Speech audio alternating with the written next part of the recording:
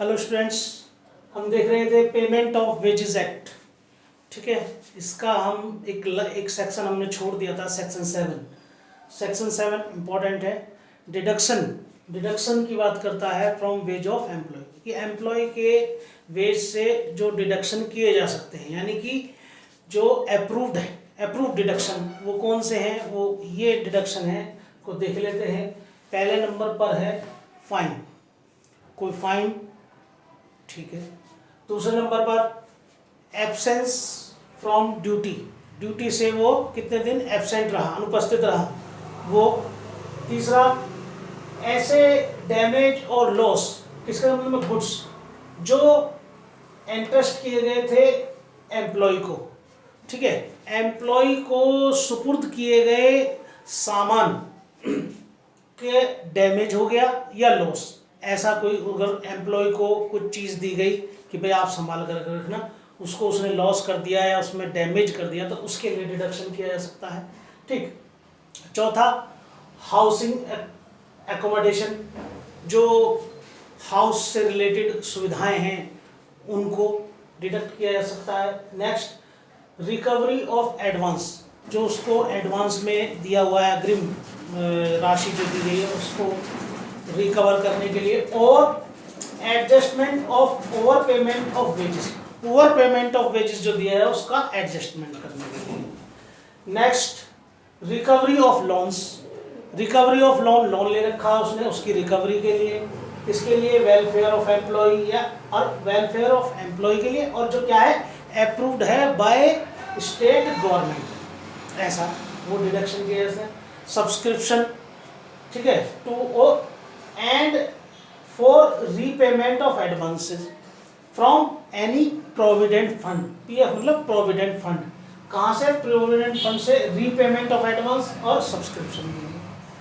Next, income tax, कोई आयकर है, payment to cooperative societies approved by state government, payment करना किसको, कोऑपरेटिव सोसाइटी को जो अप्रूव्ड हैं स्टेट गवर्नमेंट के, स्टेट गवर्नमेंट से। और scheme of insurance maintenance by IPO, Indian postal office, ये।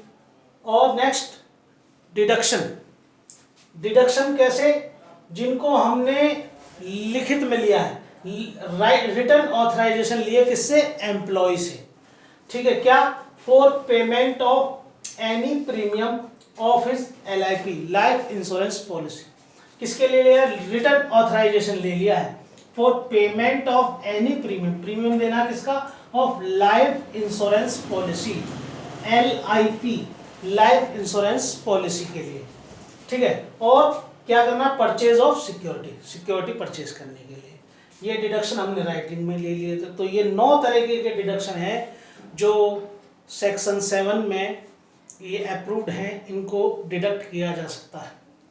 अच्छा, टोटल अमाउंट ऑफ डिडक्शन कितना होगा, total amount of deduction section 3 का, सेक्शन 7 का क्लॉज 3 कहता है टोटल अमाउंट ऑफ डिडक्शन।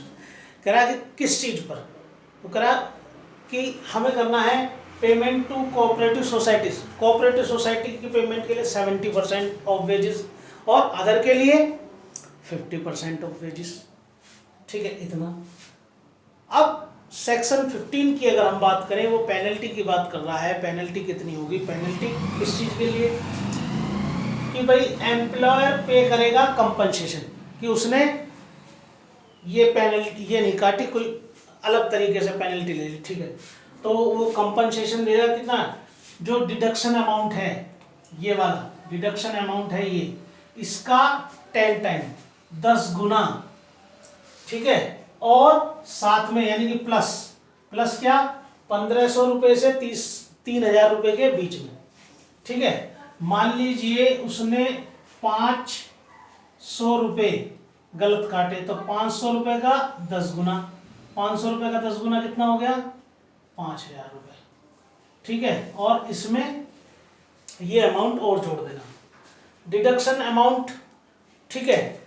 अगर उसने पे कर दिया बिफोर डिस्पोजल, यानी कि वो जो मामला चल रहा था पेनल्टी को उसके काटने का, उसने बिफोर डिस्पोजल ही उसने जो भी उसने गलत तरीके से पैसा काटा था वो उसने पेमेंट कर दिया इससे पहले कि उस एप्लीकेशन पर डिस्पोजल आता उससे पहले, तो उसको 2000 रुपये उसके लिए देने होंगे, 2000 रुपये टोटल अमाउंट प्लस 2000 जो उसने दे दिया।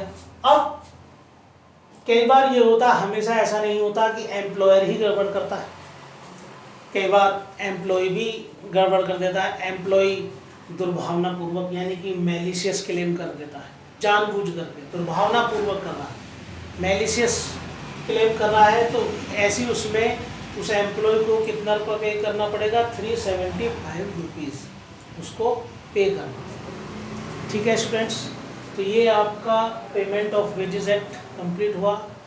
नेक्स्ट वीडियो में नेक्स्ट एक्ट को डिस्कस करेंगे। Thank you.